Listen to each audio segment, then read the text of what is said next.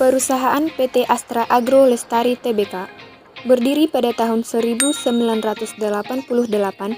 Perusahaan PT Astra Agro Lestari mulai mengembangkan industri perkebunan di Indonesia. Pada tahun 1984, dimulailah budidaya tanaman kelapa sawit di Provinsi Riau dengan luas areal kelola mencapai 286.877 hektar yang tersebar di Pulau Sumatera, Kalimantan, dan Sulawesi.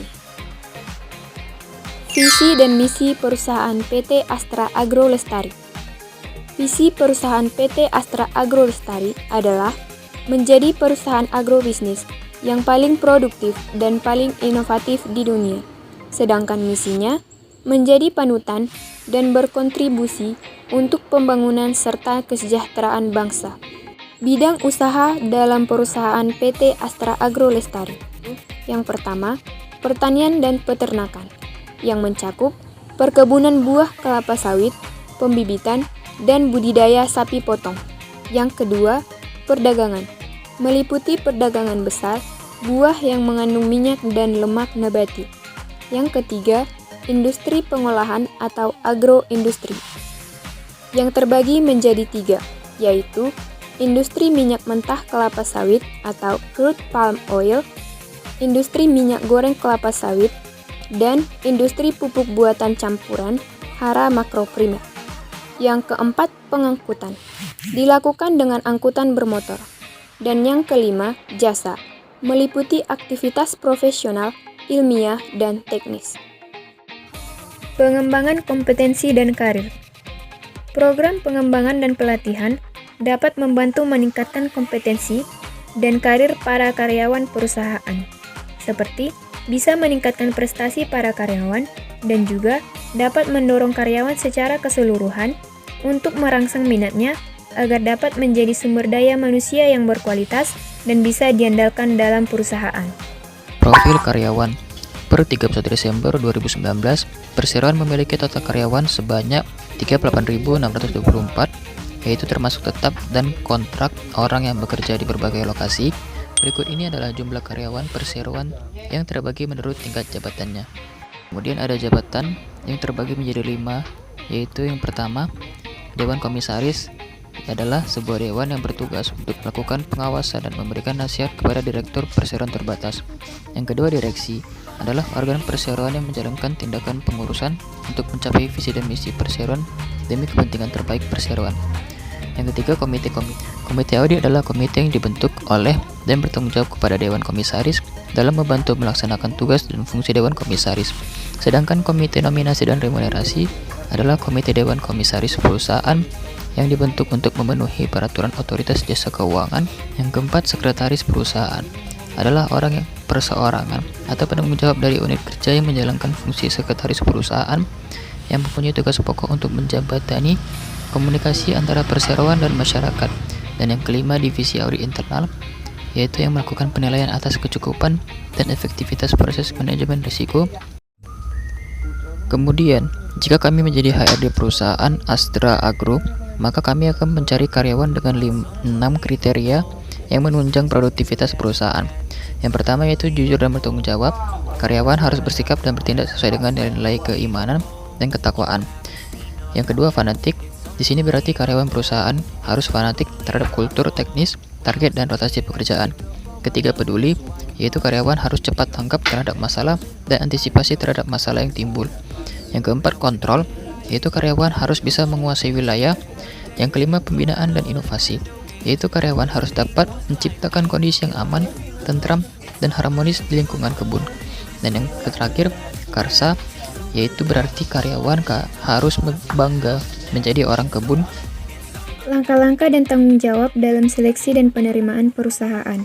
Yang pertama, menentukan kebutuhan sumber daya manusia. Yang kedua, mengupayakan persetujuan anggaran. Yang ketiga, mengembangkan kriteria seleksi yang valid. Yang keempat, pengadaan.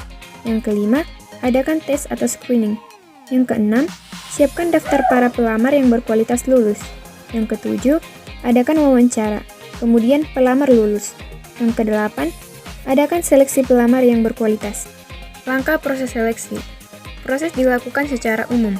Langkah yang pertama yaitu penerimaan surat lamaran. Proses seleksi ini akan berlangsung dua arah, di mana perusahaan akan menyeleksi pelamar dengan mewajibkan membuat surat lamaran resmi mereka kepada perusahaan. Langkah yang kedua yaitu tes bagi pelamar. Tes ini terdiri dari 3 tes, yaitu tes psikologis, tes pengetahuan, dan tes keterampilan. Langkah yang ketiga yaitu wawancara pertama. Wawancara ini dilakukan sebagai alat seleksi dalam mengetahui hal yang dimiliki dari pelamar. Langkah yang keempat yaitu pengecekan surat-surat referensi. Pada langkah ini, para pelamar diwajibkan melengkapi dokumen-dokumen lamaran dengan surat-surat referensi. Langkah yang selanjutnya yaitu pemeriksaan kesehatan. Langkah ini bertujuan untuk menjamin bahwa pelamar berada dalam kondisi yang sehat. Langkah yang keenam yaitu wawancara terakhir. Wawancara ini bertujuan agar atasan dapat memutuskan siapa pelamar yang diterima dan ditolak. Langkah yang terakhir yaitu keputusan terima atau ditolak. Penyelesaian masalah dalam perusahaan. Penyelesaian masalah dalam perusahaan dilakukan berdasarkan masalahnya, yaitu yang pertama, apabila pekerja tidak mampu melakukan pekerjaan yang ditugaskan dengan sikap pekerja yang tidak bersedia mengubah tindakannya, maka pekerja tersebut akan dipertimbangkan dengan melakukan tindakan disiplin kepada pekerja. Yang kedua, pekerja tidak mampu melakukan pekerjaan yang ditugaskan dengan sikap pekerja yang bersedia mengubah tindakannya, maka pekerja akan mendapatkan pelatihan atau training agar ia dapat melakukan pekerjaan yang ditugaskan. Yang ketiga, apabila pekerja yang bermasalah mampu melakukan pekerjaan yang ditugaskan dan tidak bersedia mengubah sikapnya, maka perusahaan akan melakukan coaching atau memberi arahan kepada pekerja. Yang keempat, apabila pekerja yang bermasalah mampu melakukan pekerjaan yang ditugaskan dan bersedia mengubah sikapnya, maka perusahaan akan memonitoring atau memberi nasihat kepada pekerja. Manajemen karir. Yang pertama, pendidikan dan latihan yang diberi agar para karyawan menjadi lebih handal. Yang kedua, penataan sistem kompensasi. Yang ketiga, promosi, mutasi, dan demosi. Yang keempat, evaluasi kinerja para karyawan. Yang kelima, belajar kelompok antar karyawan. Dan yang keenam, mentoring. Kompensasi. Tujuan kompensasi adalah yang pertama, personalia, yaitu agar perusahaan mendapat personalia yang qualified. Yang kedua, mempertahankan, yaitu agar karyawan tetap berproduksi di perusahaan. Yang ketiga, keadilan, yaitu kompensasi dibagi dengan adil. Yang keempat, menghargai perilaku karyawan yang loyal dan setia terhadap perusahaan. Yang kelima, mengendalikan biaya, agar sumber daya manusia perusahaan berada pada tingkat yang layak bekerja. Yang keenam, memenuhi peraturan sesuai Peraturan Undang-Undang Nomor 13 Tahun 2003 tentang Ketenagakerjaan. Pembagian kompensasi sesuai faktor pribadi, yaitu berdasarkan produktivitas oleh masing-masing karyawan, jabatan yang diduduki oleh karyawan, pendidikan dan pengalaman yang dilaluinya, dan jenis pekerjaannya. Pihak perusahaan Astra Agro Lestari mengupayakan kompensasi untuk memberi semangat dan sesuai dengan peraturan yang berlaku. Kompensasi tersebut mencakup yang pertama, finansial langsung, yaitu imbalan berbentuk uang langsung seperti THR dan bonus akhir tahun. Yang kedua, finansial tidak langsung, yaitu berwujud uang tapi tak diberi langsung pada karyawan, seperti asuransi jiwa dan kesehatan. Yang ketiga, non-finansial, yaitu seperti lingkungan kerja yang baik dan nyaman. Kemudian pengadaan tenaga kerja. Untuk menghadapi persaingan industri yang semakin kompetitif, perseroan berupaya mempersiapkan dan mengembangkan sumber daya manusia yang bermutu dan kompeten melalui program manajemen SDM, hubungan industrial. 1. Komunikasi formal dilakukan melalui forum lembaga kerjasama atau LKS bipartit dengan serikat pekerja. Yang kedua, komunikasi informal melalui forum diskusi dengan paguyuban yang ada di semua perumahan karyawan. Selanjutnya, rekrutmen. Proses rekrutmen karyawan baru dilakukan secara berkala berdasarkan kebutuhan organisasi. Selain melalui jalur rekrutmen publik, perseroan juga bekerjasama dengan institusi pendidikan untuk menjaring calon-calon tenaga kerja yang potensial. Perseroan juga melakukan penilaian kompetensi secara terbuka melalui program sinergi untuk menghasilkan proses penilaian yang lebih fair atau adil antara user dengan setiap karyawan. Tentunya hal tersebut bertujuan untuk mempersiapkan calon-calon pemimpin di masa depan. Nah, dalam perusahaan ini, metode yang dipakai adalah metode terbuka, yang artinya perekrutan tersebut dilakukan secara terbuka kepada masyarakat umum, diinformasikan secara luas kepada umum. Keuntungannya adalah lebih banyak orang atau masyarakat yang mengetahuinya. Faktor-faktor yang mempengaruhi produktivitas tenaga kerja perusahaan Astra Agro Lestari. Faktor yang mendukung kualitas dan kemampuan fisik karyawan, yaitu yang pertama, pendidikan. Faktor pendidikan merupakan faktor yang memberikan pengetahuan, bukan saja yang langsung dengan pelaksanaan tugas, tetapi juga landasan untuk mengembangkan diri. Semakin tinggi tingkat pendidikan, semakin tinggi produktivitas yang dapat dihasilkan. Yang kedua, latihan. Latihan kerja berguna untuk melengkapi para tenaga kerja dengan keterampilan dan cara yang tepat untuk menggunakan peralatan kerja. Yang ketiga, motivasi. Karena dengan diberikannya motivasi kepada tenaga kerja, maka akan mendorong gairah semangat kerja karyawan sehingga akan dapat menghasilkan hasil yang optimal dari tenaga kerja tersebut. Yang keempat, etos kerja. Apabila tenaga kerja memiliki etos kerja yang tinggi, maka akan dapat meningkatkan kompetensinya. Yang kelima, mental dan kemampuan fisik karyawan. Keadaan fisik dan mental mempunyai hubungan yang erat dengan produktivitas kerja karyawan. Dan yang terakhir adalah hubungan antara atasan dan bawahan. Bagaimana pandangan atasan terhadap karyawan? Sejauh mana karyawan diikutsertakan dalam penentuan tujuan? Faktor sarana pendukung. Yang pertama, lingkungan kerja. Lingkungan kerja termasuk teknologi dan cara produksi, sarana dan peralatan produksi yang digunakan, tingkat keselamatan dan kesehatan kerja, serta suasana dalam lingkungan kerja itu sendiri. Yang kedua, kesejahteraan pekerja.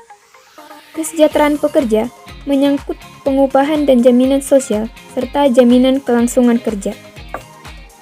Faktor suprasarana.